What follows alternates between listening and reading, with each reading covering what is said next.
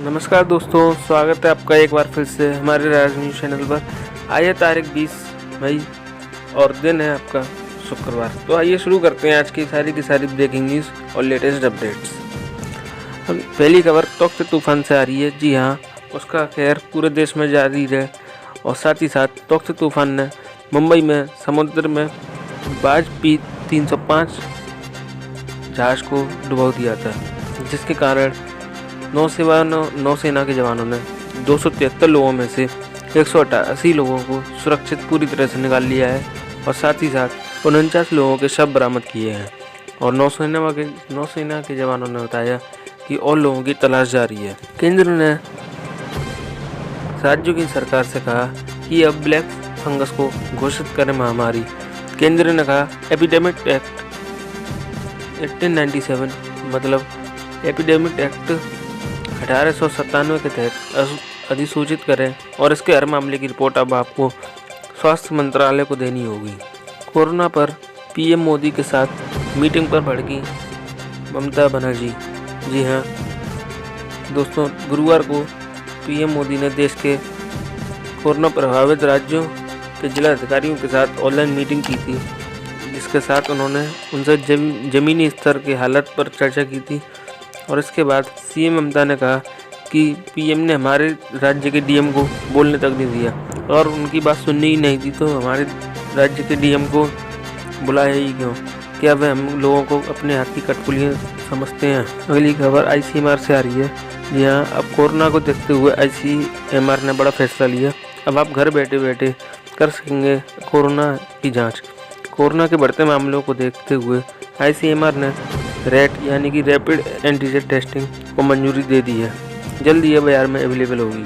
Corona महामारी में जिसने भी अपने परिजनों को खोया है, उसको देख मध्य प्रदेश की सरकार ने बड़ा फैसला लिया है और कहा कि जिसने भी अपने परिजनों को कोरोना महामारी में खोया है, उसको 1 लाख रुपए की मदद दी जाएगी। हमें पता है बैंकों में काफ़ी नियमों में बदलाव हो रहे हैं। अब एसबीआई के साथ साथ एचडीएफसी, आईसीआईसीआई समेत देश के बड़े बैंक का भी अब खुलने का समय सुबह 10 बजे से लेकर दोपहर 2 बजे तक का हो गया है।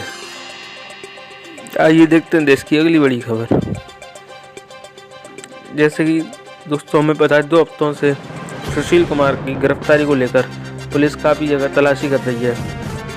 इतने दिनों से सुशील कुमार का बचने के लिए पुलिस प्रशासन ने बताया कि वह इतने दिनों से इसलिए बचते रहे क्योंकि वह देश में काफ़ी मशहूर भी हैं और साथ ही साथ आज के टाइम में टेक्नोलॉजी की मदद से वह हर नए ठिकानों पर पहुंच जाते हैं बचने के लिए।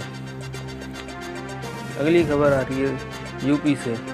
यूपी के सुल्तानपुर में नाक, कान और गले के मशहूर डॉक्टर की हुई कोरोना के चलते मौत।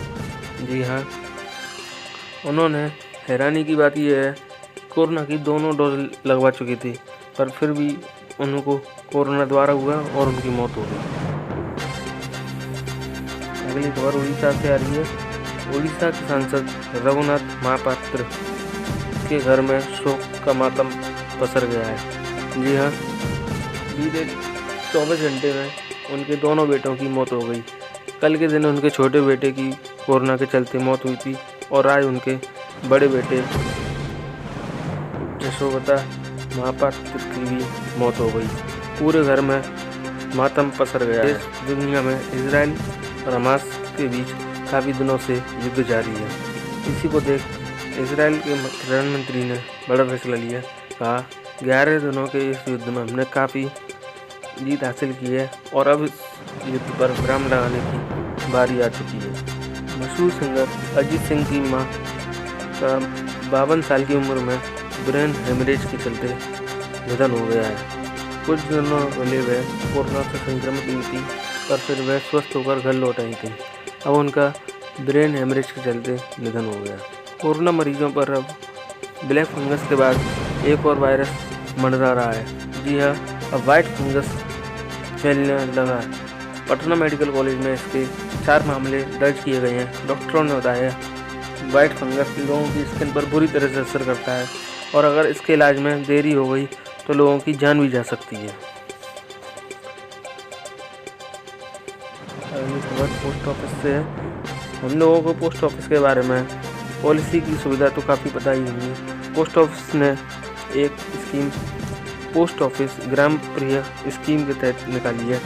इस स्कीम में आपको हर महीने 5,042 रुपये की राशि जमा करनी होगी और 10 साल बाद आपको बदले में 7.25 लाख रुपए दिए जाएंगे।